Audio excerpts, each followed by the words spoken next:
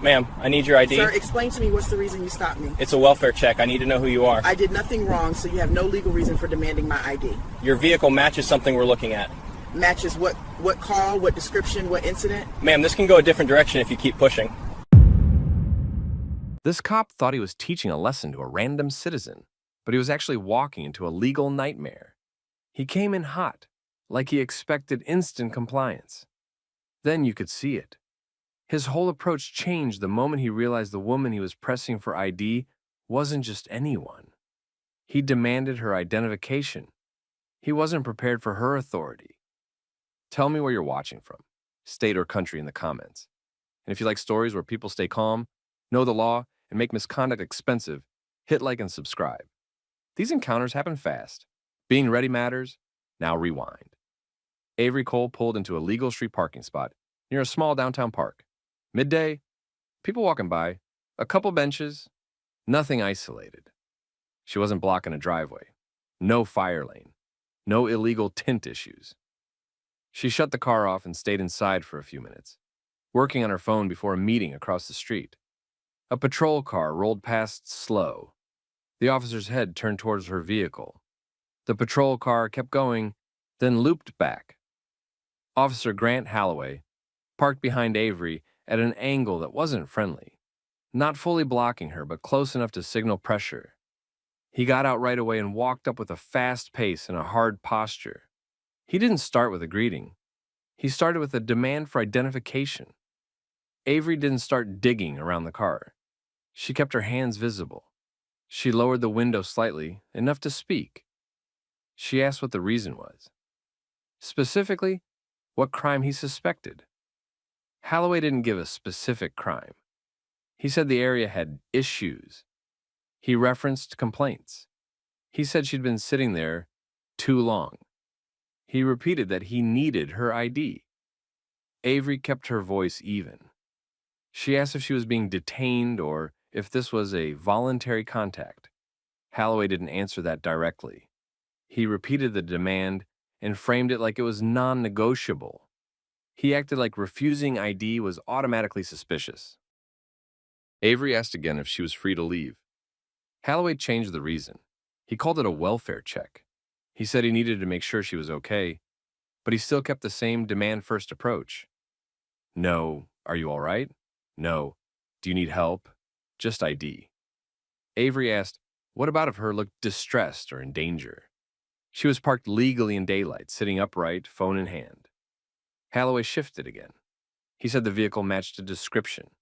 He didn't say what description. He didn't say what incident. He didn't give a time or a direction of travel. He stayed vague, then repeated the ID demand like the vagueness was enough. Avery didn't argue the whole world. She narrowed it back down to the law. She asked what the specific reasonable suspicion was and whether she was being detained. A woman walking a dog slowed down on the sidewalk. She looked at the officer's stance at the window and pulled out her phone. She started recording from a few yards away. Holloway noticed the phone. He didn't step away. He kept going.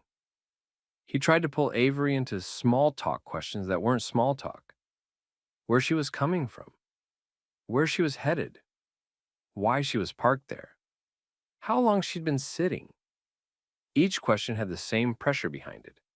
Answer so he can justify the stop after. Avery didn't volunteer extra. She stated the basics.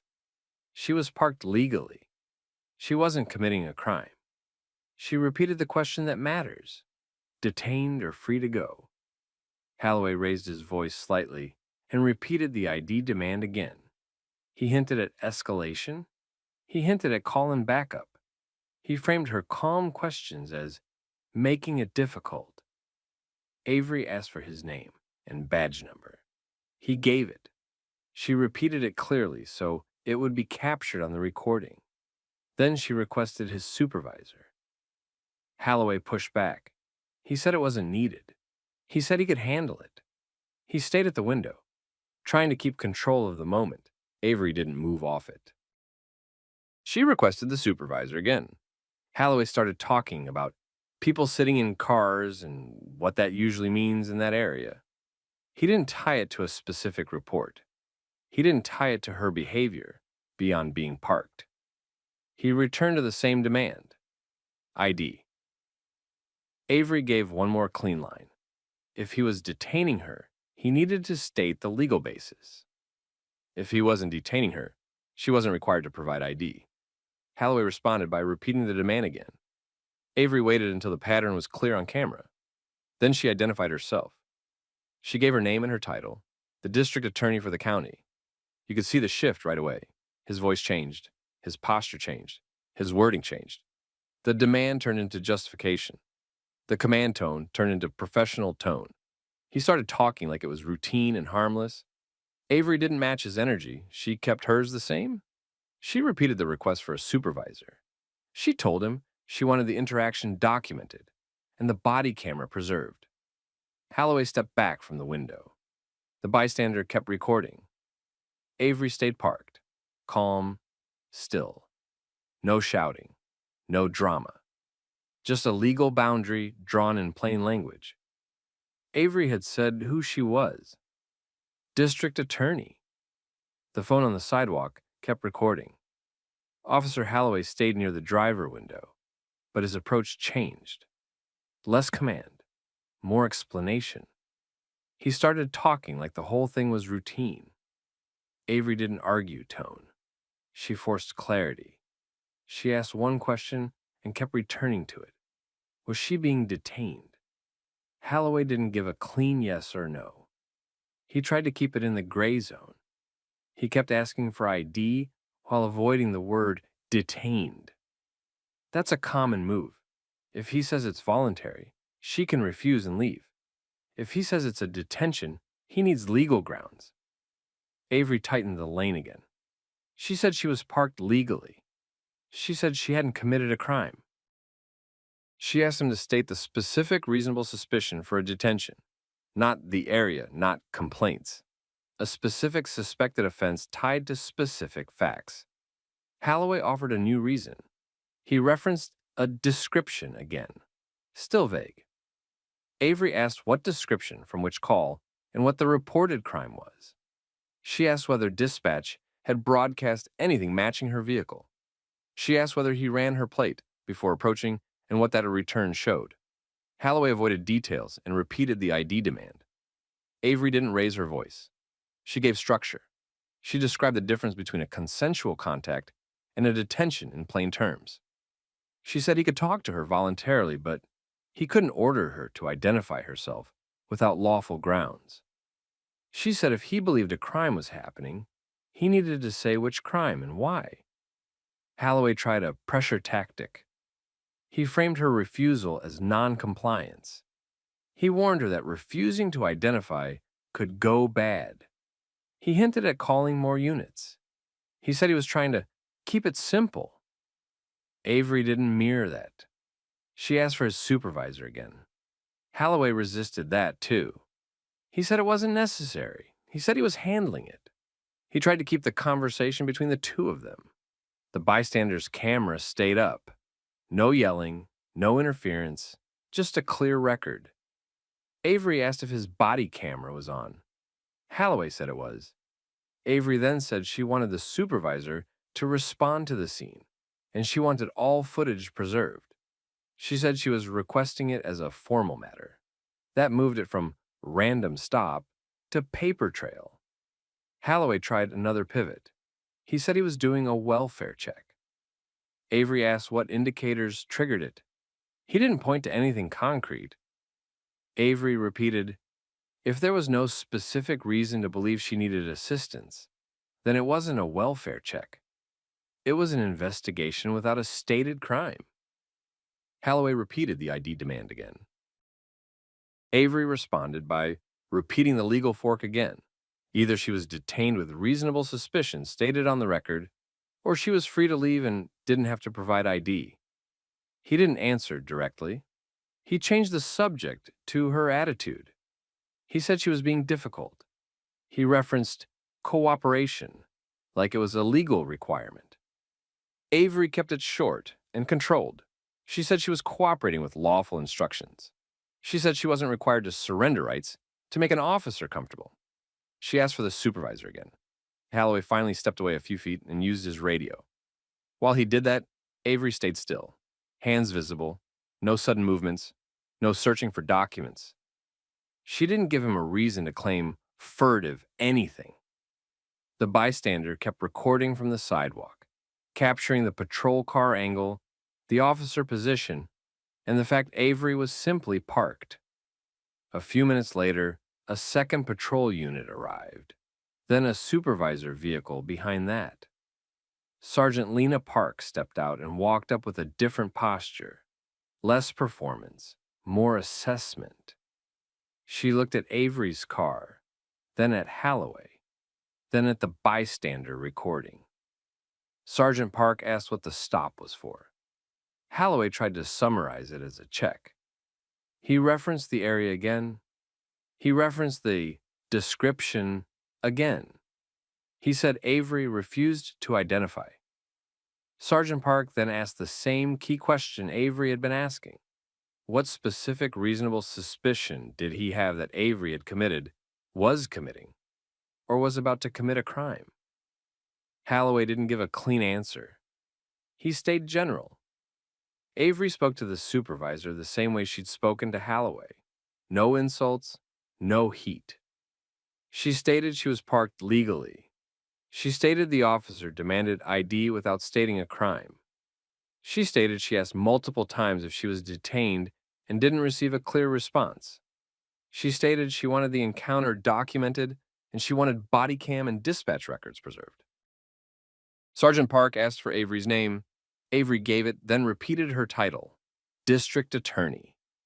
Sergeant Park's face stayed controlled, but her tone sharpened in a different way, focused, procedural. She acknowledged Avery and shifted her attention back to Holloway. Sergeant Park asked for his body cam status and the call details. She asked whether he had a CAD entry. She asked what he observed before initiating contact. She asked whether he could articulate reasonable suspicion. Avery didn't add anything extra. She let the supervisor do the questioning. The sidewalk camera kept rolling, and right there the whole scene changed, from cop versus citizen to supervisor managing a liability in real time. Sergeant Lena Park stood at the driver window for a few seconds, just taking in what was on display. Patrol car angled behind a legally parked vehicle. An officer positioned like it was a stop. A bystander filming from the sidewalk. A calm driver asking basic legal questions. Park asked Avery for her name again, like she wanted it clearly stated on the record. Avery gave it. Then she restated her role. District Attorney for the county. That's when the scene tightened. Park didn't react loudly. She didn't need to. She shifted into damage control mode. Her questions turned sharper and more specific. Not emotional, procedural, focused. She asked Officer Holloway what his legal basis was for demanding ID from a person parked legally. Holloway tried to give a layered answer. He referenced the area. He referenced crime patterns. He referenced a description. He referenced welfare concerns. Park didn't accept the bundle. She separated each claim. She asked which claim happened first, what he observed before he approached, what exact facts made him believe Avery was involved in a specific crime, what report he was responding to, whether dispatch sent him to this vehicle or he chose it on his own. Holloway kept his answers general. Park kept her questions narrow. Avery stayed quiet while Park questioned him. When Avery spoke, she didn't argue feelings. She recited the sequence. Park behind her at an angle. Demand for ID. No crime stated.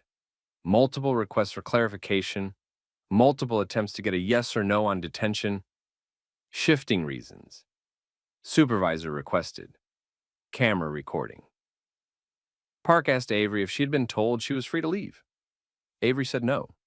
Park asked if Holloway told her she was being detained. Avery said no. Park asked if she had been accused of any specific offense. Avery said no. Park then asked Holloway in front of the bystander camera whether Avery was being detained. Holloway gave a reluctant answer. He tried to say it was a check. Park pushed again. Detained, yes or no? He finally said she wasn't detained. Park immediately told him to step back from the vehicle. And that's the moment everybody could see the shift. Not because of a dramatic speech, because the power moved. The supervisor took control of the scene. The officer lost the ability to keep freelancing. Avery asked Park for two things, clearly and calmly. Confirmation that she was free to leave. Confirmation that all recordings and logs would be preserved. Park said Avery was free to go. Avery didn't leave yet. She kept it professional and locked down the details. She asked Park to identify Holloway by name and badge number for the record. Park did. Avery repeated it back so the sidewalk recording captured it. Then Avery asked Park for the incident number, or CAD reference, for the contact. Park didn't have it on the spot. She said she'd generate it. Avery said she wanted it provided to her office that day. Not next week. Not whenever. Holloway stood off to the side, no longer talking at the window like he owned the moment. His tone had already changed once when Avery identified herself. It changed again under Park's control. He stopped giving commands. He stopped repeating the ID demand. He stopped trying to turn cooperation into a requirement. Avery addressed the biggest issue out loud, so the record didn't get rewritten later. She stated that the demand for ID came before any claim of a specific crime. She stated that the reasons changed multiple times. She stated that she was treated like a suspect without a stated basis. She stated the interaction needed review for policy and constitutional compliance. Park didn't argue with her. Park kept it in the lane of procedure. She said she'd handle it through the chain. Avery asked one more question that mattered. She asked whether Holloway's body camera had been activated before he approached the car. Park looked at Holloway and asked the same. Holloway said it was on. Avery said she wanted confirmation that it would be flagged for preservation and not overwritten. Park acknowledged that request. The bystander on the sidewalk didn't move closer, didn't interfere, just kept the phone up. That footage mattered because it showed the whole setup: the legal parking, the patrol car angle, the officer posture, the supervisor arrival, and the moment the stop dissolved after the legal authority got named. Avery then ended it clean. She said she'd be requesting dispatch logs, body cam, and any reports or notes tied to the encounter. She said her office would review it. She said she expected full cooperation. No threats, no flexing, just process. Then she left. Normal, legal, calm. And the reason this hit so hard wasn't that she was the district attorney. It was that nothing about her rights should have depended on that. By that evening, the sidewalk video wasn't just sitting on somebody's camera roll. Maya, the woman with the dog, posted it with a simple caption about a legal parking space, an ID demand, and the tone change after the title came out. She didn't edit it into a movie. She clipped it into short segments so people could see the sequence. Demand first, reasons later, supervisor arrival, then the sudden politeness. It spread fast because it was familiar. People recognized the pattern right away. The way an officer treated a calm person like a suspect without a stated crime. The way just checking turned into a pressure campaign. The way the whole thing softened only when status entered the chat. Within 24 hours, local accounts picked it up. Then community pages. Then a legal commentary channel stitched it with on-screen timestamps. And the simple question everyone asked: what was the reasonable suspicion? The department responded the way departments usually do at first. A short statement. Words like reviewing. Words like context. Nothing specific. No admission. No apology. That didn't last long because this time the person targeted wasn't stuck begging for records. Avery's office sent formal preservation requests the next morning. Bodycam, dispatch audio, CAD logs, any notes, any supervisor reports, any unit-to-unit radio traffic. She requested it as an official matter tied to an incident involving a deputy district attorney's office holder, which meant the internal handling had to be careful and documented. Internal Affairs opened a case, not a "we talked to him," a real file, case number, assigned investigator. And the department had another problem, the bystander video. Because if the body cam missed the start, the sidewalk video still showed the approach, the initial demand, and the lack of a stated crime. It also captured the supervisor asking for specific facts and the officer not giving clean answers. That outside angle made it harder to reshape later. Local reporters started calling. The city council got emails. The police chief's office got requests for the stop policy and ID procedures. Community groups asked why a legal parked car triggered enforcement energy at all. Then people came forward. Well, not to talk about Avery, to talk about Officer Halloway. A string of similar stories showed up in the comments and in inboxes. Same zone, same style. A cop who treated questioning the stop as a personal challenge. Stops that started with control and ended with a vague, "be careful," after wasting someone's time. Avery didn't hold a press conference. She didn't need to. She moved like a prosecutor. Quiet, documented, immediate. Her office requested a meeting with the police chief and city legal counsel. Not a photo op. A policy meeting. She asked for 3 things. 1, the full record of the incident, unedited, with preservation confirmation. 2, Officer Halloway's complaint history and any prior supervision notes. 3, a review of how patrol officers were trained on consensual encounters, detention standards, and ID demands. The department tried to keep it narrow. 1 misunderstanding. 1 contact. That didn't hold because the video showed shifting pretexts and an ID demand without a stated crime. It also showed the moment the rules seemed to change when the title came out. People didn't miss that. A few weeks later, the consequences started stacking. Officer Halloway got pulled off patrol pending investigation. Desk duty. No proactive stops. No field discretion without oversight. Internal Affairs interviewed the supervisor and reviewed the logs. They checked whether he created a CAD entry after the fact, whether he had any dispatch basis for the description claim, and whether policy required a reason before demanding ID. The department issued a training memo. It focused on reasonable, articulable suspicion, the limits of welfare checks, and how to handle consensual encounters without turning them into detentions. Not a vague memo. A reminder tied to real discipline risk. Then came the part officers hate most. Documentation that sticks. The department added the incident to their early warning tracking for repeat complaints. That meant every future complaint hit heavier. It also meant supervisors had to sign off on certain actions. More oversight, less freelancing. Avery also made sure the community understood the actual lesson, because the headline wasn't, "DA gets harassed." The headline was, "This is what happens to regular people when nobody important is sitting in that seat." So she did something strategic. She partnered with a local legal clinic and recorded a short rights education segment for the county site. Simple language, no legal flexing, just practical steps. Ask if you're being detained. Ask what crime is suspected. Keep your hands visible. Don't reach around the car. Record if it's legal in your state. Stay calm and repeat your question. Get names and badge numbers when you can. Ask for a supervisor if the encounter turns into pressure without explanation. She also emphasized a point people avoid. Filming isn't about winning. It's about accuracy. It stops the story from changing later. As for Halloway, the outcome didn't end with a dramatic firing announcement on TV. Real accountability usually looks less cinematic and more administrative.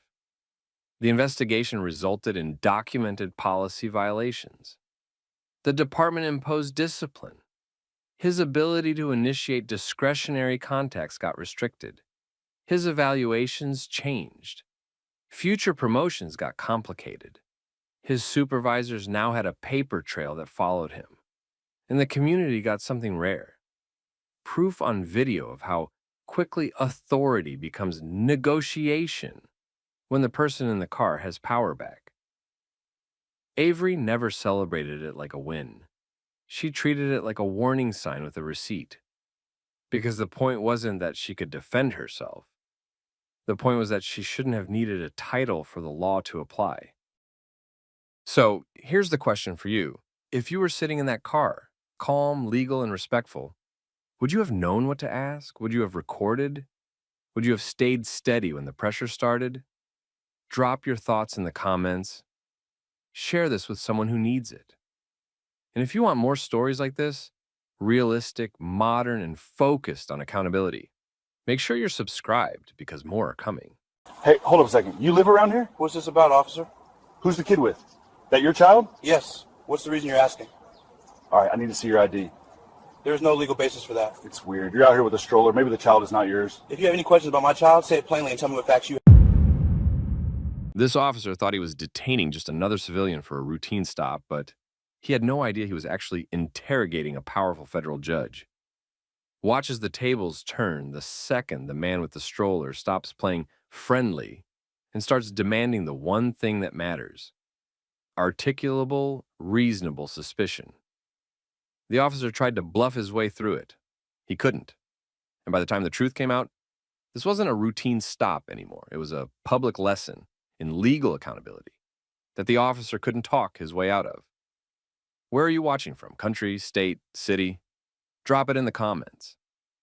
And if you like stories where people stay calm, know their rights, and make power answer for itself, hit like and subscribe. These situations don't change unless people understand what's allowed and what isn't. Now, rewind.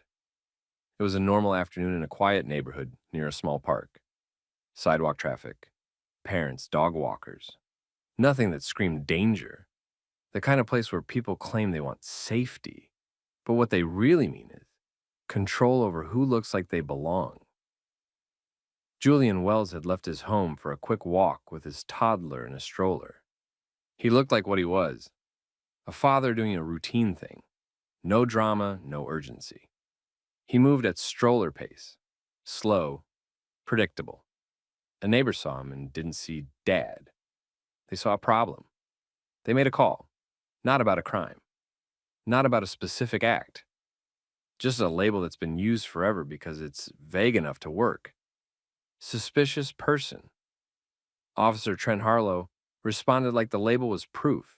He pulled up fast, got out fast, and walked straight into Julian's path instead of approaching like this was a check-in. His posture did the talking. He wanted Julian stopped before he even knew what was being alleged.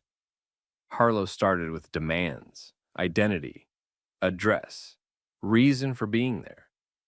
Then he stacked the questions that always show what the stop is really about: where the child's mother was, whether the child was his, why he didn't look familiar.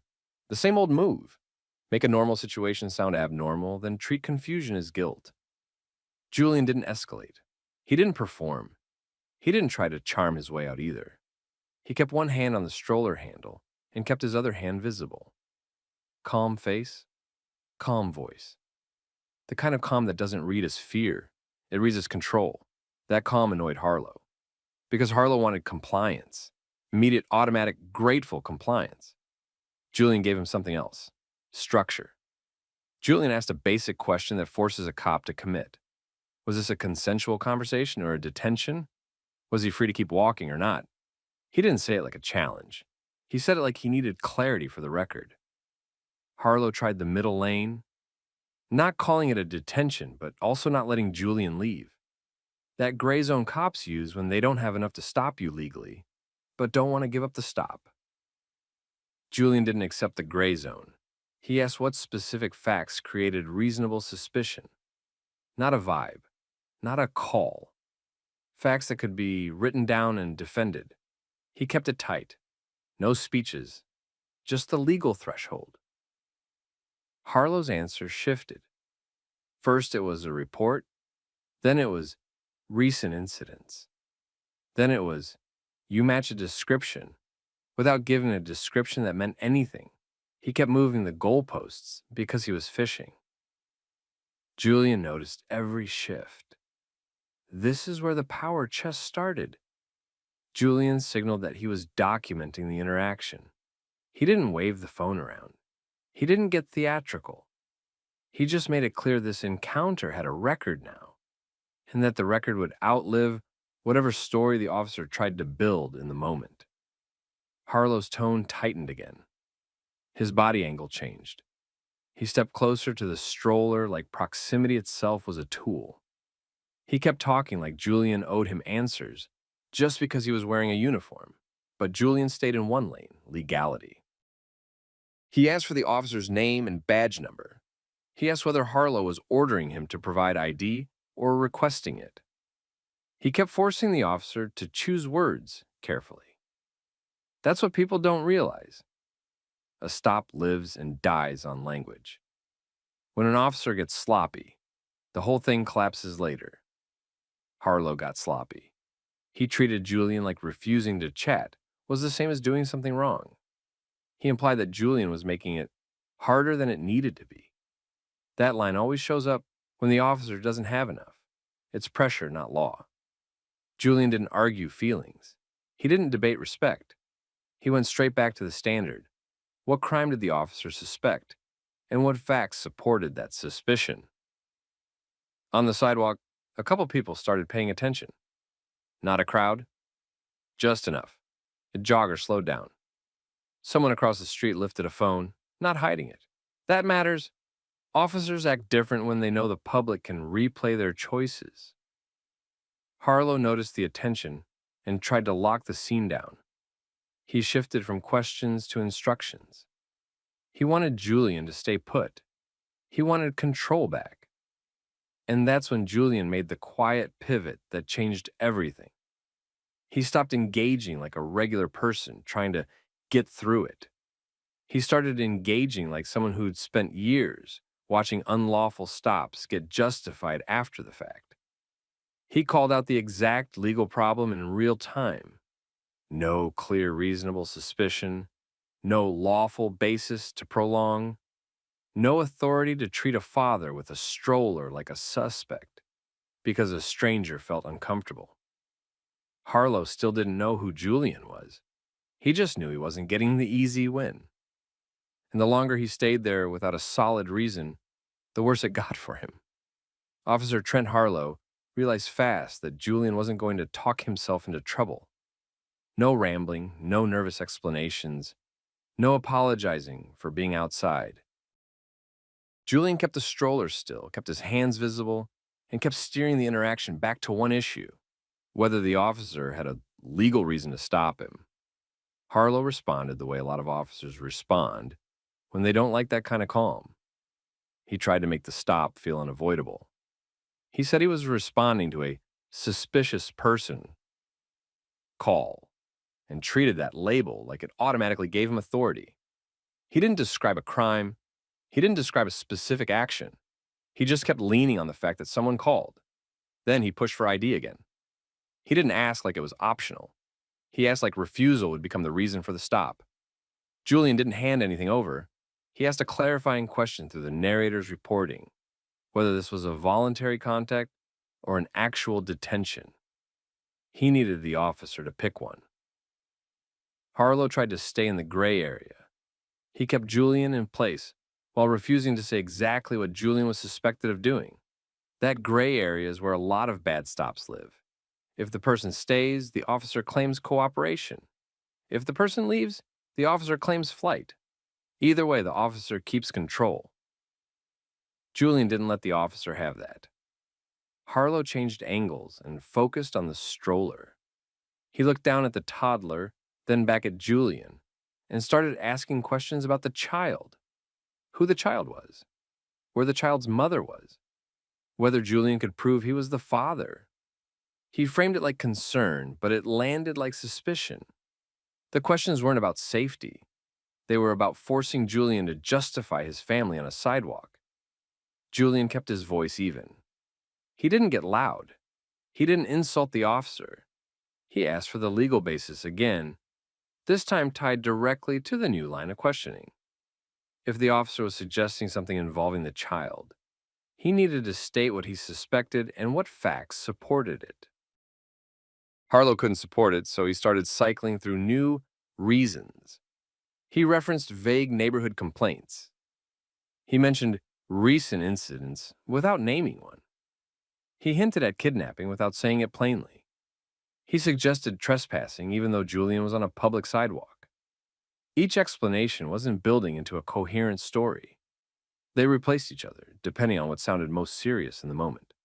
A jogger slowed down on the opposite side of the street. Someone on a porch stopped and watched. Another person raised a phone and recorded openly. Harlow noticed. His eyes kept flicking toward the cameras. His tone tightened. He tried to take control of the physical space. He stepped closer than he needed to. He angled his body so Julian had less room to move the stroller forward. He asked Julian to step away from the stroller for safety. That request wasn't neutral. If Julian stepped away, Harlow controlled the child's space and could reshape the scene however he wanted. If Julian refused, Harlow could label it non-compliance. Julian didn't step away. He stayed beside the stroller and kept his posture neutral. He made sure his hands stayed visible. He didn't give Harlow a reason to claim fear. He also didn't give Harlow control over the stroller. Harlow pressed again for ID and started narrating Julian's behavior like he was writing a report out loud. He described Julian as uncooperative. He implied Julian was causing the situation. That's another tactic. If the officer says it on scene, he hopes the person reacts and gives him something on camera that can be used later. Julian didn't react. He asked for the officer's name and badge number. He asked for a supervisor. He made it clear he would not consent to searches and would not answer investigative questions without a lawful basis for detention. He kept it procedural and calm, the way someone talks when they expect oversight. Harlow tried a pressure move that went beyond the stop. He implied that refusing to cooperate could lead to bigger problems. He hinted at taking Julian in to sort it out. He hinted at involving child services. He didn't state a charge. He didn't give a clear legal reason. He just tried to scare compliance out of Julian. That was when the bias showed itself more clearly. Harlow talked about the neighborhood like Julian didn't belong in it. He treated Julian's presence as suspicious by default, not because of anything Julian did, but because Julian didn't match the officer's mental picture of who belongs in that area. The stop stopped being about a call. It became about assumptions. Julian didn't turn it into a street argument about race. He treated it like a legal problem with a paper trail. He asked again for the specific facts that created reasonable suspicion. He repeated the supervisor request. He indicated that the encounter was being recorded and that he wanted the incident documented by name and badge number, not left as an informal stop that disappears. Harlow radioed for a supervisor. While they waited, the tension stayed in the air. Harlow kept his stance squared up like he couldn't afford to look wrong in front of the people watching. Julian stayed with the stroller, calm and still, like he understood that the safest move was to keep everything boring, visible, and recorded. And Julian made a choice that was going to change the rest of the interaction. He didn't announce it. He didn't posture. He reached for something in a controlled way, explained what he was doing before he did it, and prepared to show documentation that would force the conversation out of Harlow's emotions and into a world Harlow couldn't bluff his way through. The supervisor was still a few minutes out, and Officer Harlow was trying to hold the scene together long enough to look like he had control. He kept Julian in place without clearly saying he was detained. He kept asking questions that had nothing to do with a specific crime. He kept scanning around at the people watching and recording. Julian didn't let the officer's mood set the pace. He stayed beside the stroller. He moved carefully. He explained his movements before making them, because he wasn't giving Harlow any excuse to claim fear. He reached into his jacket pocket slowly and pulled out a wallet. He didn't flash anything like he was trying to win a flex contest. He held it in a way that made it easy for the officer's body camera to capture. He gave Harlow the minimum needed to understand what was happening. It was official federal judiciary identification. Harlow's face changed immediately. His voice lowered, his shoulders dropped. His eyes went back to the credential more than once, like his brain was reloading the whole situation. A second ago, he had been treating Julian like a problem to manage. Now he was standing in front of someone who could turn this sidewalk stop into a documented legal issue that wouldn't stay inside the department. Harlow tried to recover fast. He shifted into politeness. He started acting like this had been a simple misunderstanding and he was ready to clear it up. He tried to move the moment along like the last several minutes hadn't happened. He tried to reframe himself as cautious, professional, doing his job. Julian didn't accept that rewrite. He didn't raise his voice. He didn't threaten the officer. He did something that hit harder than emotion. He explained exactly why the stop was unlawful and why the officer's apology wouldn't fix the damage. He pointed out the basic issue. Harlow had treated a vague call as enough to stop a person. Then, when questioned, he kept changing the suspected offense instead of stating one clear reason supported by facts. He also tried to escalate through intimidation and control instead of legal justification. And he aimed suspicion at Julian's parenting without any evidence. A child was involved, and that made the officer's choices more serious, not less. Harlow tried to interrupt. He tried to say he had to respond to calls. He tried to make it about procedure and safety. Julian kept it tight and direct. Responding to a call didn't mean detaining someone without reasonable suspicion. Feeling uncertain didn't create lawful authority. If Harlow couldn't articulate a specific crime and specific facts, the stop should have ended early. Instead, he prolonged it and pushed it into something it never needed to become. Then the supervisor arrived. Sergeant Alvarez pulled up, stepped out, and read the scene in about 2 seconds. Stroller, dad. Officer squared up, bystanders filming. That alone told her this was already a problem. Then she looked at Julian and caught the name. She didn't overreact. She didn't put on a show. Her posture shifted just slightly, the way people do when they realize they're standing in front of someone with real institutional power. She spoke with controlled professionalism and asked what happened. Harlow started talking immediately. He tried to get his version in first. He framed it like a routine check based on a call and implied Julian had been difficult. Alvarez didn't ignore him, but she didn't let him dominate. She asked one question that matters in every stop review. What facts created reasonable suspicion? Harlow gave the same vague answers he had been giving on the sidewalk.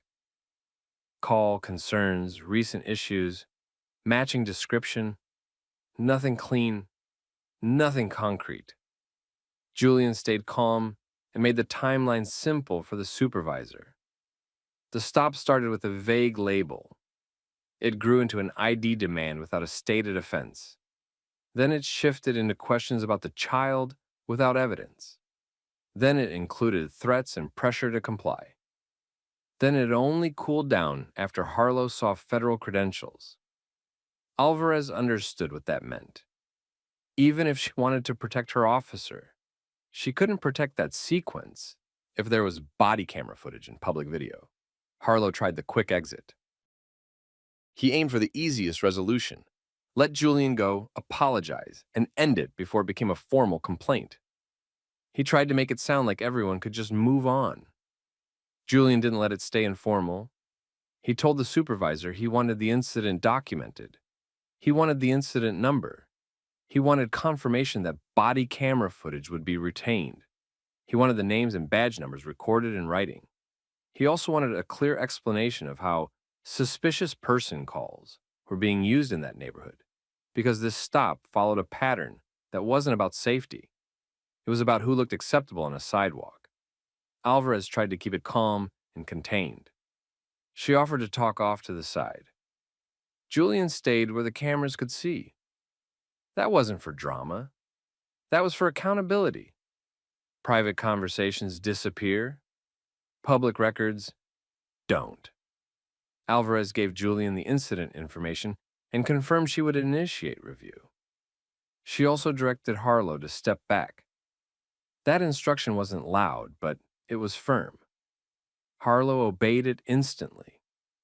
A minute ago, he had been demanding compliance from Julian. Now he was taking commands and trying not to be seen as the reason this was about to blow up. Julian didn't gloat. He didn't embarrass him for sport. He made the point clearly because that was the real lesson of the moment. Authority without legal basis turns into harassment fast, and the public shouldn't need a federal title to be treated lawfully. Julian then ended the sidewalk part of it the same way he started it. Calm, controlled. He made sure the supervisor had what she needed to document the stop. He ensured the stroller was never out of his reach. Then he continued his walk, not because the officer allowed it, but because the detention had no lawful foundation to begin with. The video spread that same night. 2 angles. Calm father with a stroller asking for the legal basis. Officer escalating without stating a clear crime. By morning, complaints hit the department. Civil rights groups asked for bodycam footage, and reporters started calling. Then Julian's name got confirmed. People realized the random dad was a federal judge. That changed the whole conversation. If this happened to him, it was happening to everyone else who didn't have status. Internal affairs moved fast. They pulled dispatch logs, CAD notes, body cam, and witness video. The review focused on basics: no clear, reasonable suspicion, shifting explanations, prolonged stop, and questioning the child's parentage without evidence. Officer Harlow got taken off patrol during the investigation. The department later sustained policy violations and disciplined him, with a serious suspension and mandatory retraining, plus a formal warning tied to escalation during a stop involving a child. They also reviewed whether he had a pattern of similar stops. Julian didn't accept a quiet apology. He pushed for changes. Clearer rules for suspicious person calls, required documentation of reasonable suspicion for pedestrian stops, stronger supervisor review, and body cam retention that couldn't be quietly trimmed. The bigger point stuck with the community. Constitutional rights shouldn't work only when the person stopped has a title. People started recording more, requesting supervisors more, and pushing the city to track stops and publish the data. So what would you have done in his place? Stay procedural or try to talk your way out? Comment your take, share this with someone who needs it, and subscribe for more stories where calm beats control and accountability actually lands. Hey, What's going on here? Let me see your IDs. what's the reason you need our IDs? We got a call. 2 suspicious people hanging around. Call for what exactly? Just handle it. Show me ID and we're done. No, you need to state a clear reason with facts. This area's had issues. People casing places. You two look like you're watching. Watching what? What happened when a Riverside County patrol officer decided 2 black professionals eating lunch didn't fit the neighborhood and tried to turn a normal cafe table into a criminal investigation? The answer wasn't some messy argument. It was worse, because the officer didn't just pressure them for ID. He built a false story on the radio, and the recording caught every step of it. Quick question before we jump in. Where are you watching from? Drop your city or state in the comments. And if you're into stories where calm people don't get bullied and the truth actually sticks because someone hits record, tap like and subscribe. These cases don't go viral by magic. They go viral because receipts exist. So here's the moment it started going sideways. Officer Grant Holloway walked up like he already had the ending in his head. Adrian Brooks and Nicole Brooks sat at an outdoor cafe table, plates pushed aside, both reading. No raised voices, no crowd, just 2 people finishing lunch in public-facing seating that belonged to the cafe. Holloway didn't ask if everything was okay. He didn't start with basic courtesy.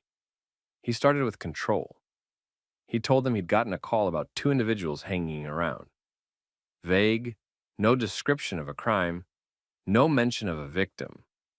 Just that tone cops use when they want you to stop being a person and start being a situation. Then he pushed for ID. Not a request like, hey, mind if I see it? It came out like a demand, like they owed him paperwork for sitting in a chair they were paying to sit in. Adrian didn't get loud. He didn't perform. He stayed seated. He asked the clean question that always matters. What's the legal reason for this? Were they being detained? What crime was being investigated? Holloway didn't answer straight. He circled. He kept leaning on the call. He kept implying the area had standards and they weren't matching them. That little unspoken message. You know it. You're here, but you're not the kind of people who are supposed to be here. Nicole stayed calm too. She didn't argue feelings. She didn't lecture. She did something smarter. She started recording audio. Not in a dramatic way. No announcement. Just quiet documentation, while she asked simple questions that forced Holloway to either articulate a lawful basis or expose that he didn't have one. He responded by escalating the story. He said he believed they were casing nearby businesses and homes, said their reading was an act, said the couple vibe was cover, like two adults at lunch was some kind of con. And once he said that out loud, he tried to make it real with threats. He brought up loitering, then trespassing, even though they were sitting at a cafe table that was literally placed outside to be used by customers, even though staff hadn't complained, even though no one at the cafe had asked them to leave. That didn't slow him down. It fueled him.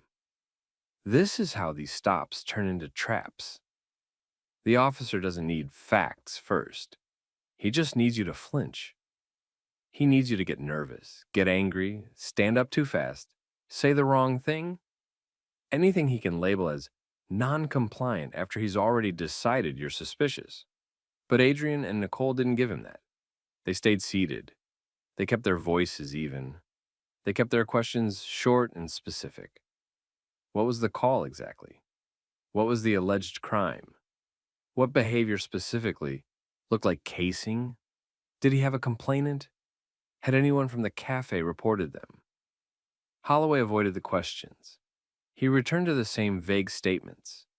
He tried to pull them into a conversation where he was the only one setting rules. He wanted them explaining themselves. He wanted them volunteering details. He wanted to fish. Nicole didn't bite. She let him talk. Let him fill the space. Let him stack assumption on top of assumption. Then Holloway took the step that changed everything. He keyed his radio and called for backup. And he didn't call it in like a normal public contact check. He upgraded the language. He framed it like a dangerous, suspicious person situation. He made it sound like he'd stumbled onto something bigger. Then he added the word that always poisons the record. Narcotics. Possible narcotics involvement. That's what he put on the air. No drug scene, no smell, no paraphernalia, no observed transaction. Just a label tossed into the system because labels stick. That radio call mattered more than whatever he said at the table. Because now it wasn't just one officer acting up. Now it was documented, time-stamped, logged, reasonable suspicion on paper, even if it was built from nothing. Nicole heard it. Adrian heard it. And you could almost feel the calculation shift. Because once an officer starts manufacturing allegations on the radio, the danger isn't just embarrassment. It's what comes next. A search. Hands on someone. A detention that turns into an arrest because someone decided to defend their pride. Holloway stood there like he'd just tightened the net, like backup was going to arrive and make the pressure work. Adrian didn't move. Nicole didn't move. Nicole kept recording. Holloway tried again with the ID angle, leaning harder now, acting like the radio call gave him authority he didn't have 5 minutes ago.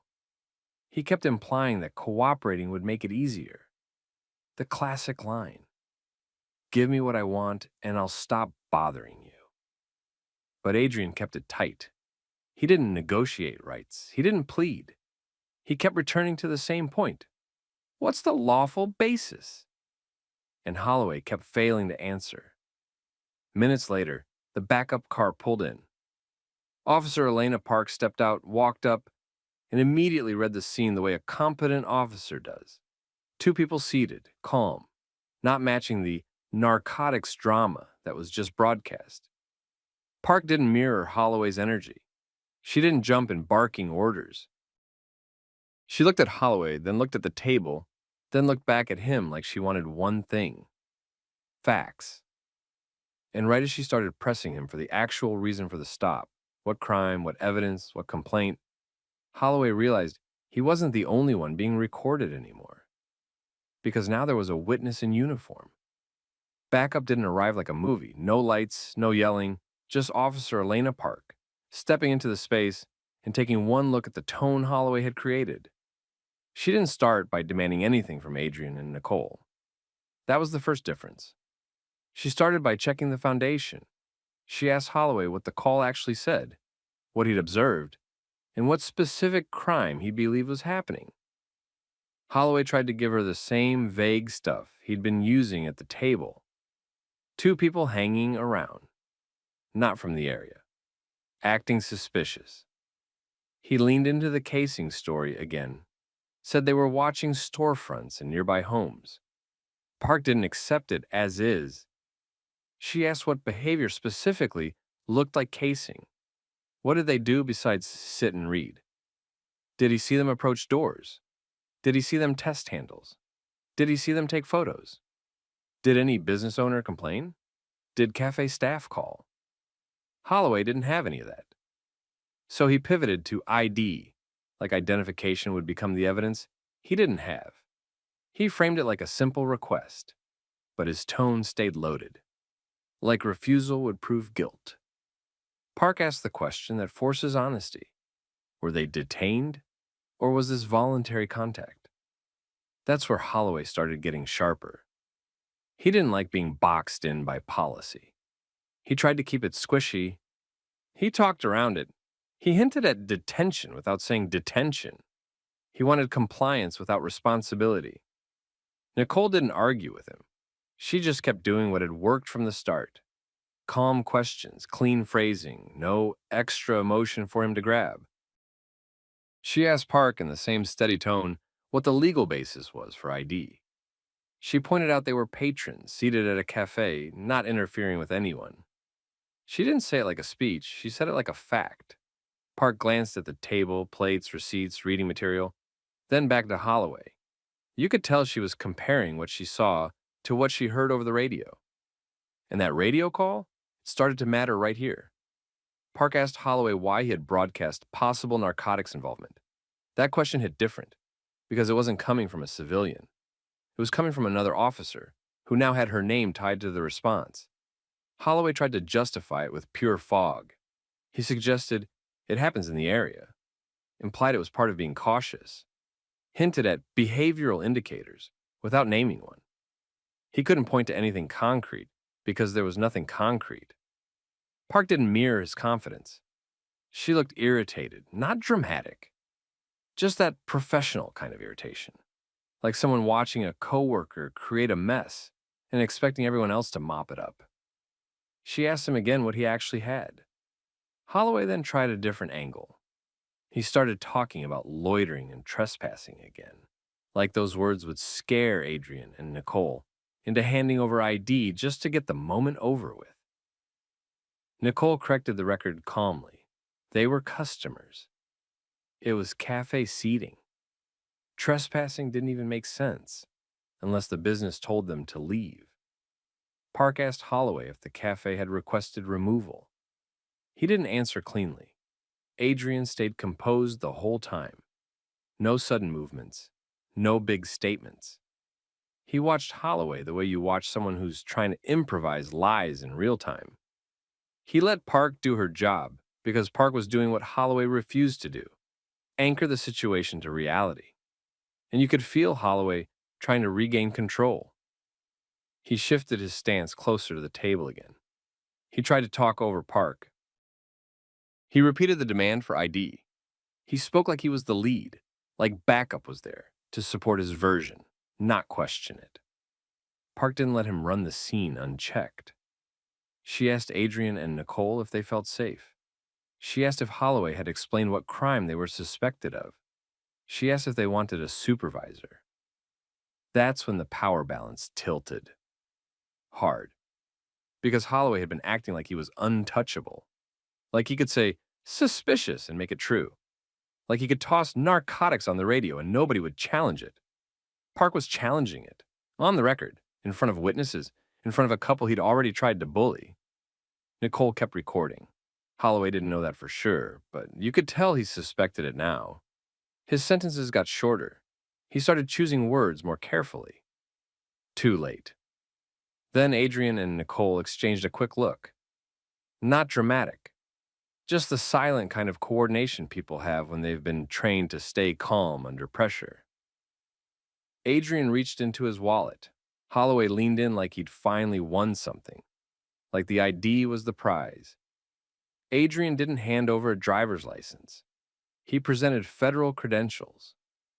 And the entire atmosphere changed in 1 second. Park's posture shifted immediately. She went from trying to understand to locking in.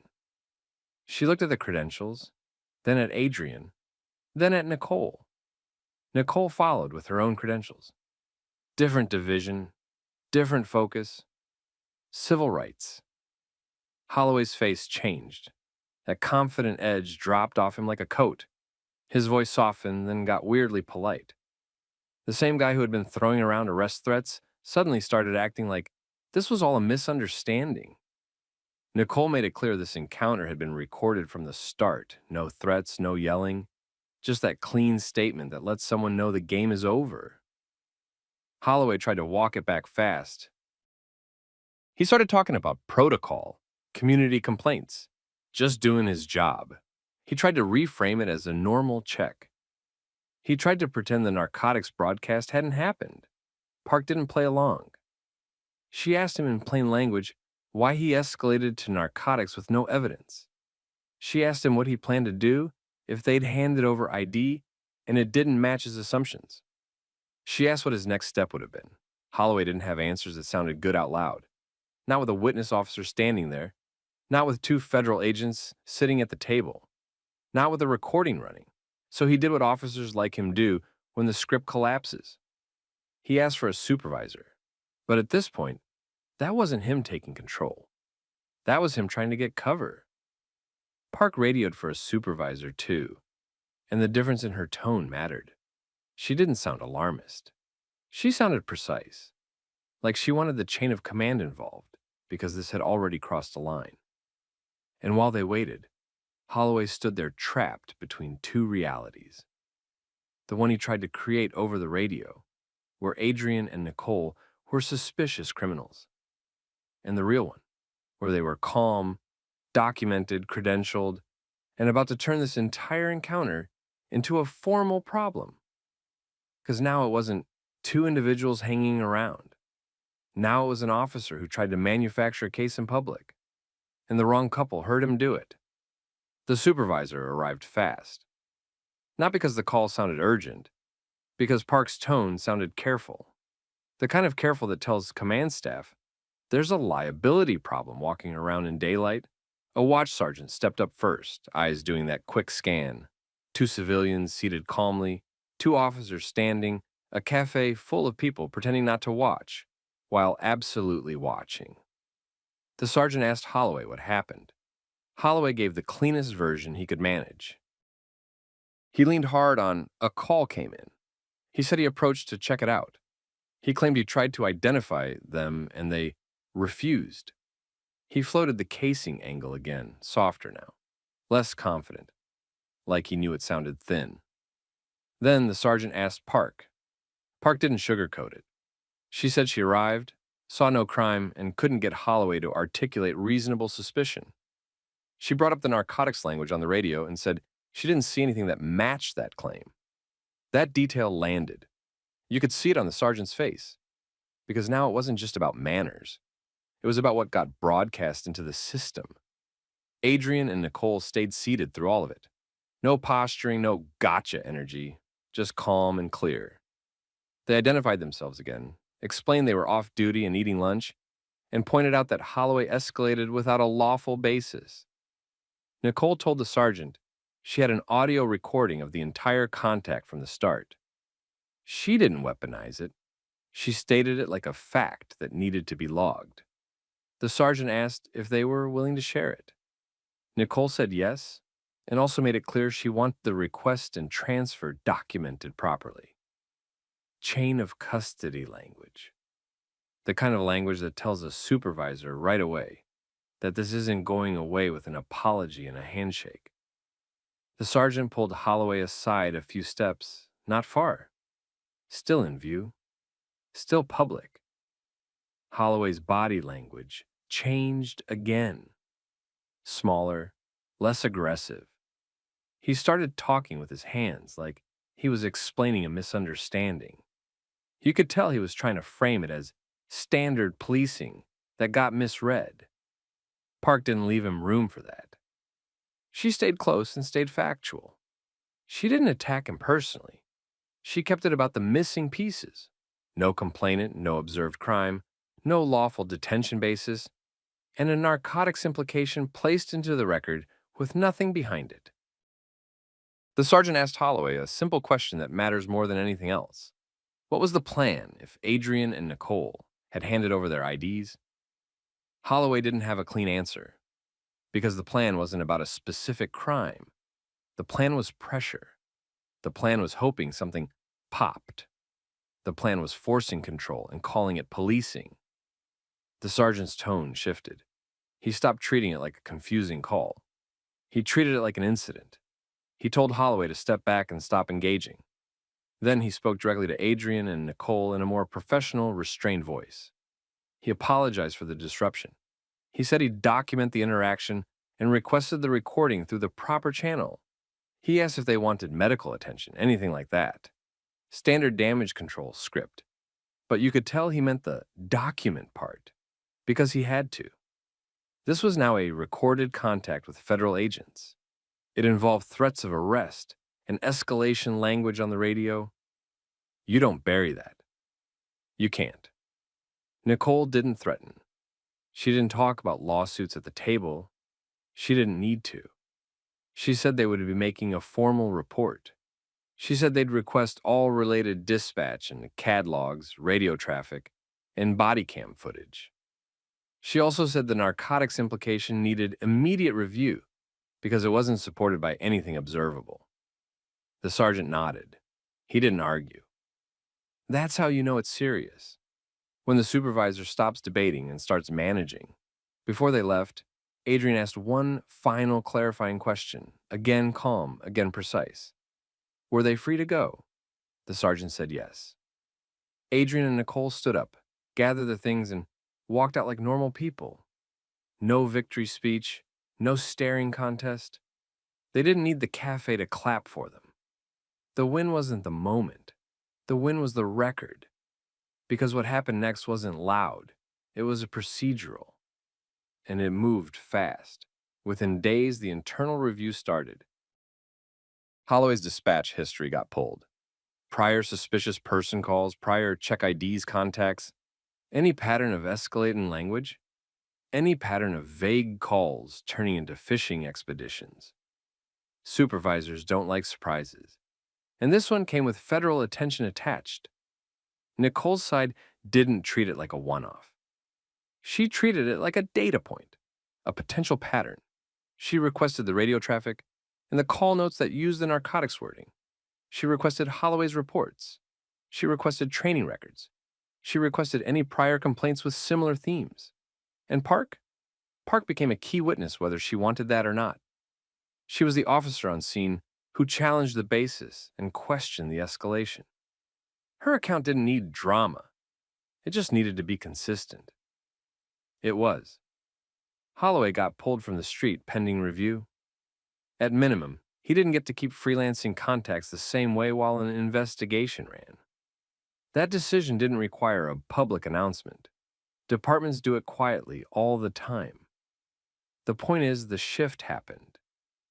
Immediately. The department also had another problem. That narcotics language on the radio. It wasn't a private thought. It was an official broadcast that could have justified a search or a detention if the wrong officer heard it and ran with it. Supervisors hate that because it's how departments end up paying big money and losing public trust at the same time. So training memos started circulating. Reminders about articulating reasonable suspicion, reminders about not inflating calls, reminders about how A call came in doesn't replace legal standards. Was it because they suddenly grew a conscience? No. It was because the facts were ugly and recorded. Adrian and Nicole didn't turn it into a social media spectacle. They didn't have to. They routed it through channels that actually force outcomes. Internal investigations, records requests, oversight, and federal review. That's the part people miss. Accountability doesn't always look like a viral clip. Sometimes it looks like someone calmly gathering evidence and letting the system deal with what it can't defend. In Holloway, he learned the worst lesson a bully cop can learn. The person you're trying to embarrass might be the person who understands the rules better than you do, and they might be recording while you talk yourself into a corner. So let me ask you, if you were Adrian or Nicole, would you have stayed seated and kept it calm? Or would you have walked away the second he got weird? And if you've ever had someone treat your normal presence like a threat, what did you do? Drop your thoughts in the comments, share this with someone who needs to hear it, and subscribe if you want more real modern stories where receipts beat intimidation every time. Hey, what's going on here? What are you doing by this vehicle? Picking up a document packet. What's the reason for the contact? All right, let me see your ID. Officer, state a clear reason why you need my ID. Stop trying to lawyer me. Just do what I'm telling you. This officer thought he was pressing just another citizen, but he picked the one man trained to turn sloppy stops into career-ending evidence. A black law professor who teaches constitutional litigation. Watch how one vague detention becomes a documented civil rights case because the professor didn't argue to feel right. He built a record that would hold up later. Officer Ryan Keller stood close and talked like the answer was already decided. He demanded ID. He told the man to stop recording. He ordered him to step away from his own car. Professor Malcolm Grant didn't raise his voice. He kept his phone up where it was obvious. He asked whether he was being detained or free to leave. Keller didn't give a straight answer. He kept the reason vague. He kept the command specific. Grant asked again. Same question. Calm tone. Clean words. He didn't chase Keller's accusations. He pinned Keller down on the only thing that mattered. And you could see Keller getting annoyed, because this wasn't going like his usual stops. No fear, no rambling, no begging, just a man calmly forcing an officer to put a legal basis on the record. Quick pause. Where are you watching from? Country or state, drop it in the comments. And if you like stories where people stay composed, know the rules, and make authority explain itself, hit like and subscribe. Now rewind, because this didn't start with yelling. It started with something small, the kind of stop that usually disappears, because most people just comply and try to get home. Grant had finished teaching for the day. He wasn't leaving a courtroom. He wasn't leaving a protest. He was leaving a normal workday. He stopped near a row of businesses to pick up a document packet he needed for the next morning. Keller was on patrol in that corridor. He'd been working that area long enough to think he could run a stop on instinct and clean it up later with the right wording. He saw Grant by his car and decided to make it a moment. Keller pulled in and approached fast. He didn't open with a question. He opened with control. He asked what Grant was doing there, then jumped straight to ID like Grant had already failed a test he didn't know he was taking. Grant answered basic and respectful. He explained why he was there. He didn't get defensive. Keller kept pushing anyway. He hinted at vague complaints. He hinted at vague descriptions. He floated suspicion without committing to a specific crime. Grant didn't argue the story. He focused on the status, detained or free to leave. And that's the split second where Keller made the choice that would come back on him. He didn't walk away. He didn't clarify. He tried to force compliance inside that gray zone where officers hope people don't know the difference. Grant lifted his phone and recorded openly. Keller saw the camera and his whole tone shifted. Keller didn't like the phone. You could tell by how fast he tried to make it the issue. He told Grant to put it away. He framed it like a safety problem. Then he framed it like a respect problem. Same move, different packaging. Grant kept recording. He didn't lecture. He didn't threaten. He just kept his words tight and repeatable. He asked if Keller was ordering him to stop recording. He asked again if he was being detained or free to leave. Keller dodged both. He pushed a third lane. He demanded ID, like it was a tax you pay for standing outside. Grant didn't say, "I don't have to," in a smug way. He separated the pieces the way a lawyer does when they want the record clean. He asked what specific crime Keller suspected. He asked what facts created reasonable suspicion. He asked if Keller was requesting ID or commanding it under a detention. Keller's answer kept sliding around. First, it was a vague, "We got a call." Then it became, "You matched the description." Then it switched to, "This is a high-issue area." He never anchored it to a clear offense. He never gave a specific suspect description either.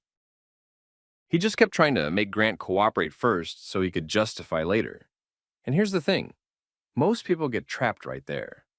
They start defending themselves. They start explaining where they live, where they're going, why they're dressed a certain way, why they belong. They talk too much. They give an officer 10 things to twist into a report. Grant didn't do any of that. He gave only what was necessary. He stayed polite. Then he returned to the same legal checkpoints. Detained or free to leave.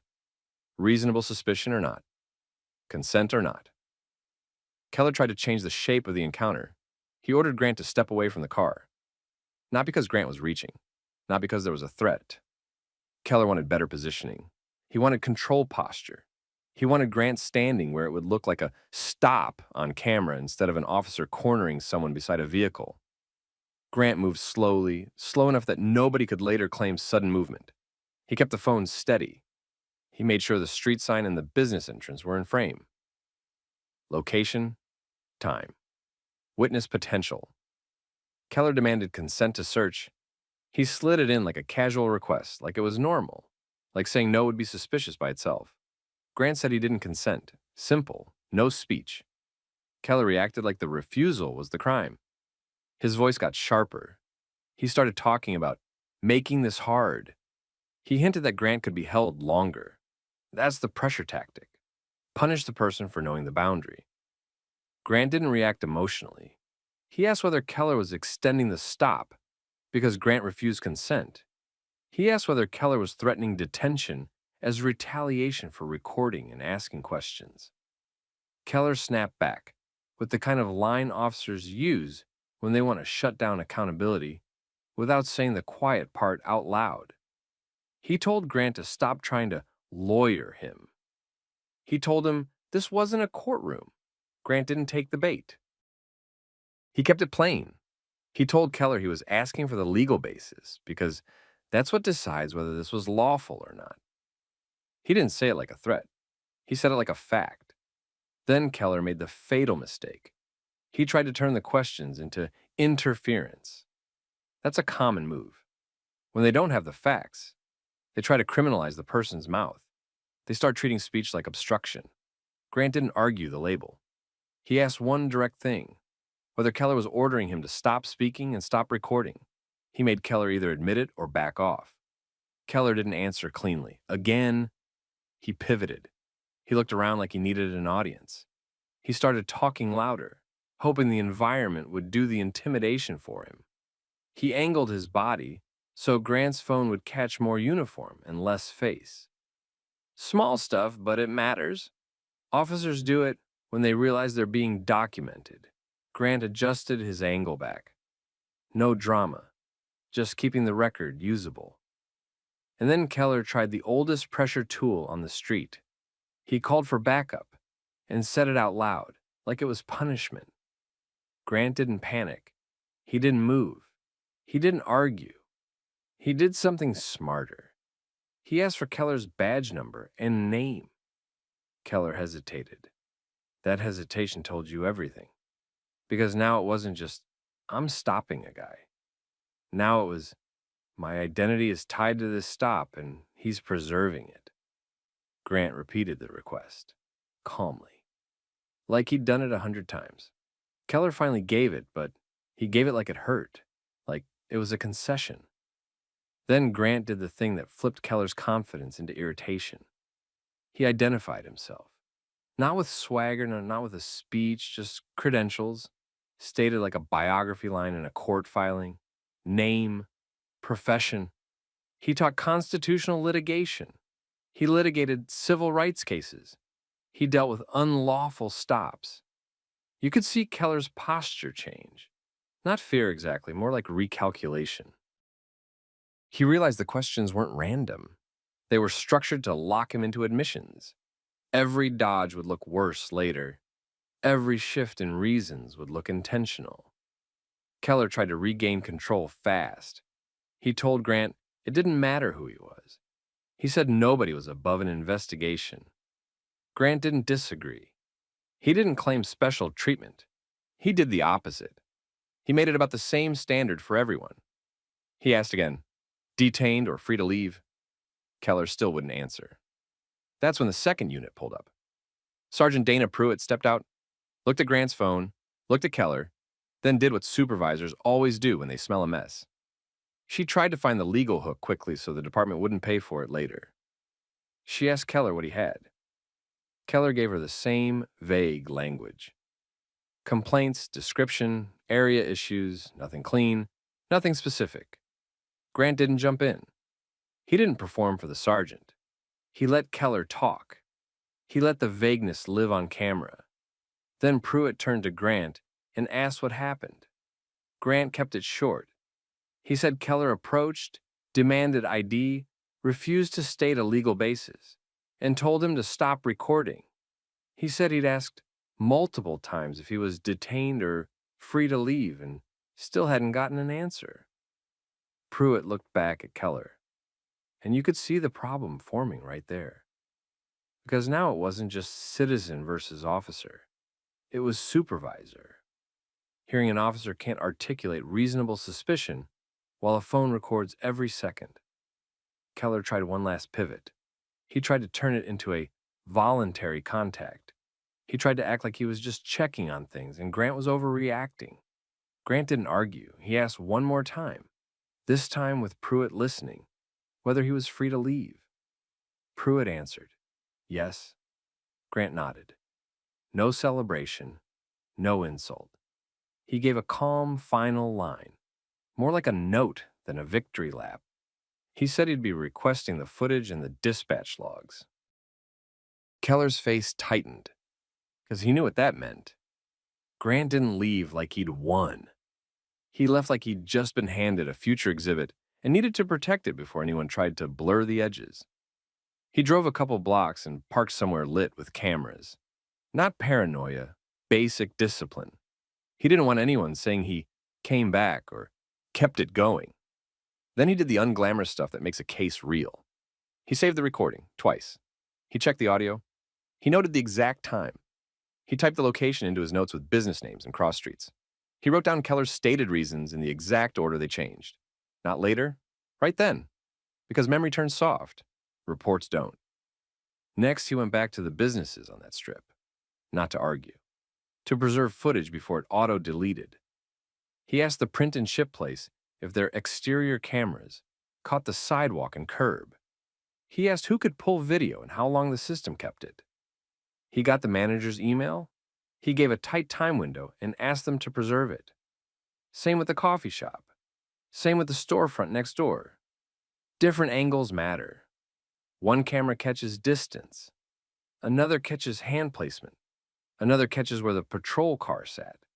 Then he looked for witnesses. Not a crowd. Just people who were stationary and could describe what happened without guessing. A delivery driver at the curb. A worker outside on break. Grant got names, numbers, and 2-sentence summaries of what they saw. He asked if either recorded. He didn't push if they didn't. That night he didn't post the video. No caption. No comment swore. He kept it quiet because he wanted clean process, not noise. Complaints, preservation, records, follow-up. The next morning, he drafted a written complaint like it was already part of litigation.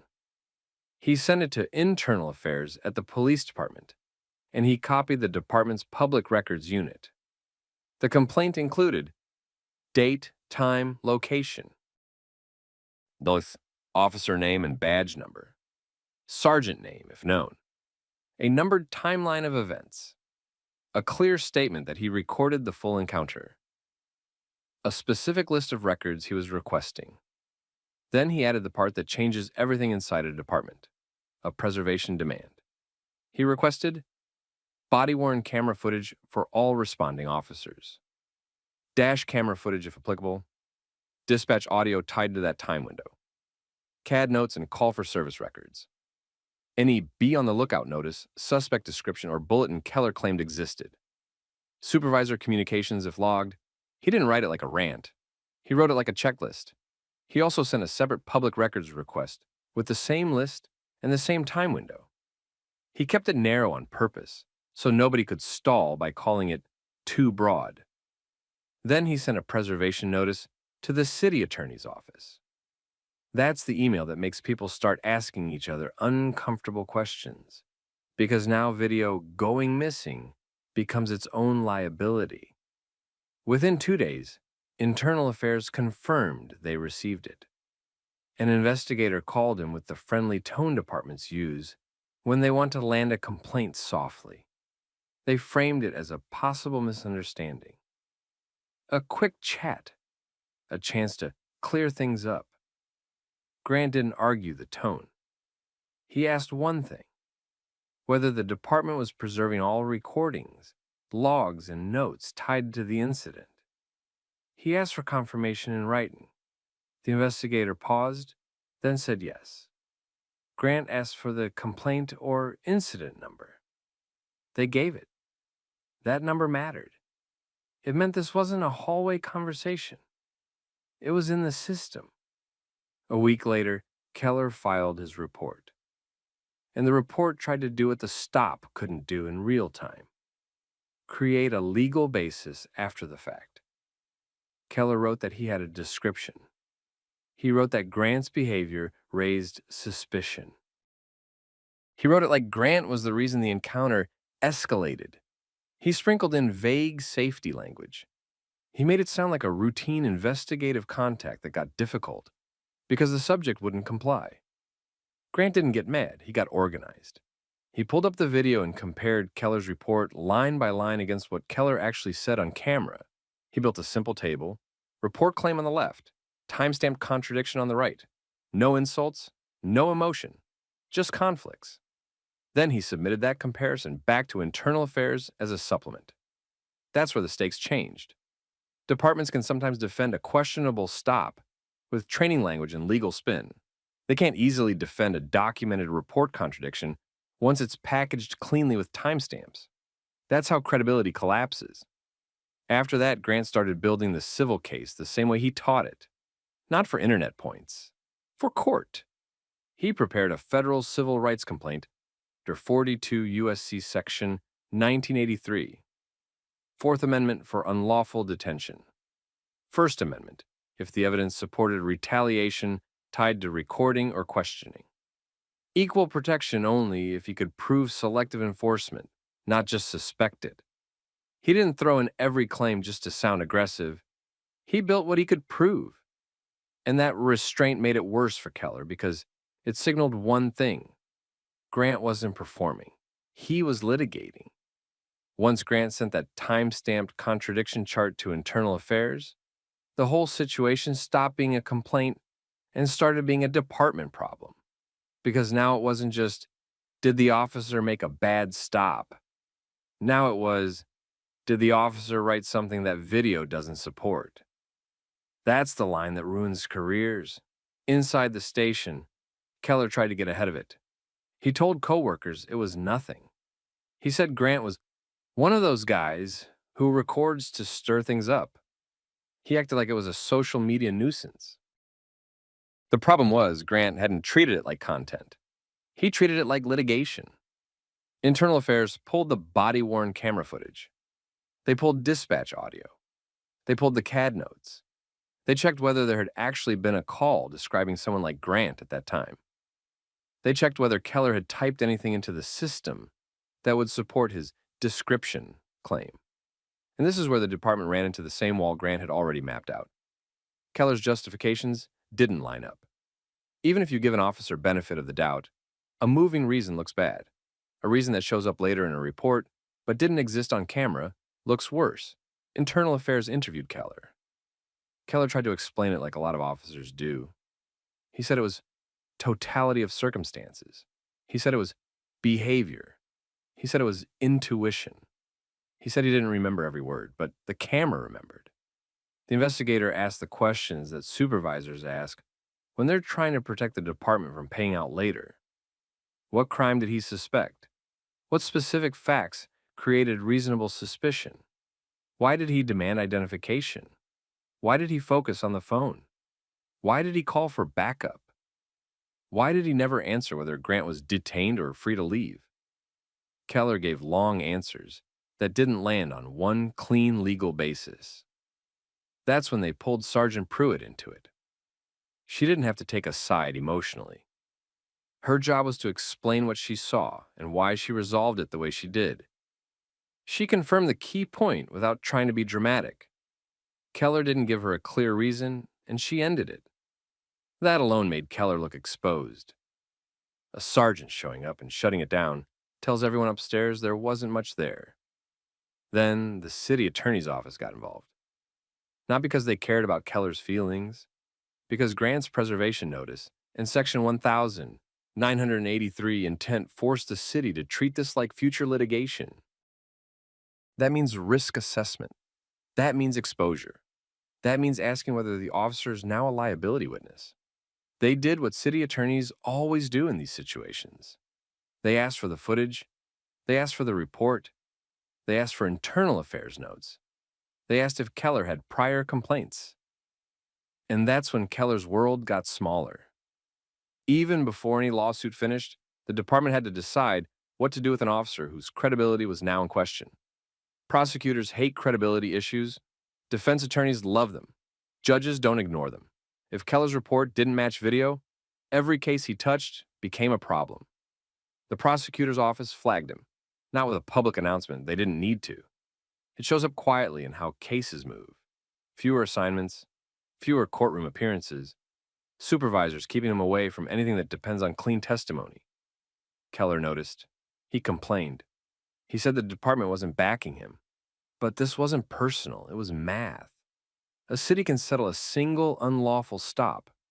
A city can't survive an officer who becomes a standing credibility grenade. Grant filed the federal lawsuit under 42 U.S.C. Section 1983. He didn't write it like a dramatic story. He wrote it like a clean record. Unlawful detention without reasonable suspicion. A demand for identification without a stated legal basis. Pressure around recording and questioning, and the supervisor's arrival confirming the stop had no legs. Then discovery hit. That's the phase where officers realize they can't talk their way through it anymore. Grant requested all recordings and retention logs. Training materials on stops, recording, and detentions. Keller's disciplinary history, if relevant and discoverable. Any policy about when ID can be demanded. Any supervisor reviews tied to the incident. And because Grant knew how cities defend these cases, he anticipated the move. The city would try to say it was a consensual encounter. They'd try to say Keller was just checking. They'd try to say Grant could have left at any time. Grant's evidence boxed that argument in. Keller had used commands. He had demanded compliance. He had called backup. He had tried to control movement. He had pushed the phone issue. The whole vibe read like detention, not a casual chat. The city started settlement conversations early, not because they suddenly became moral, because litigation is expensive and unpredictable, and the risk wasn't just paying Grant. The risk was what a judge might say about the department's practices. The risk was what discovery might reveal about training and supervision. Internal Affairs finished their review. They sustained key policy violations. Again, departments sometimes soften this stuff. But where video exists, they can't fully escape it. They pointed to improper escalation, poor articulation of legal bases, failure to properly manage a recorded encounter, report accuracy issues. That last one hurt most. Report accuracy issues aren't oops, they follow you. Keller got disciplined first, then reassigned, then pulled off proactive work. Then it moved toward termination once the department realized his credibility issues would keep spreading into every case file he touched. He tried to fight it through the union. He claimed he was being targeted. He claimed the professor was using influence. That didn't work because the department didn't need influence to see the problem. They had the footage. They had the report. They had the contradictions. Keller lost his job. Depending on the state, decertification became a risk too. Even when decertification doesn't happen fast, departments talk. Hiring managers ask. Background investigators dig. A sustained finding tied to dishonesty or major policy violation can make an officer radioactive. Grant's case resolved without a drawn-out trial. The city settled. The settlement wasn't just money. It included policy review commitments, training updates, and stronger documentation requirements for stops and recording encounters. The city didn't advertise it as, "We were wrong." Cities rarely do. But changes show up in what officers are told to do afterward. Clear articulation, clear release, less gray zone. Grant didn't do a victory tour. He went back to teaching.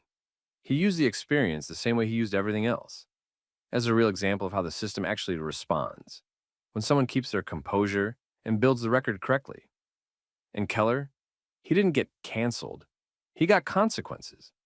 The kind that come from turning a badge into a shortcut and forgetting that cameras don't forget and paperwork can't outmuscle video forever. That's the real lesson here. You don't beat power by getting louder. You beat it by staying controlled, asking the right questions, recording lawfully, and making the system answer with receipts. So let me ask you, if you were in Grant's position, would you have stayed that calm? Would you have kept your words tight? Or would the pressure have pulled you into a fight that helps the officer later? Drop your take in the comments and share this story with someone who needs it. And don't forget to subscribe for more real stories like this. Calm, documented, and consequence heavy.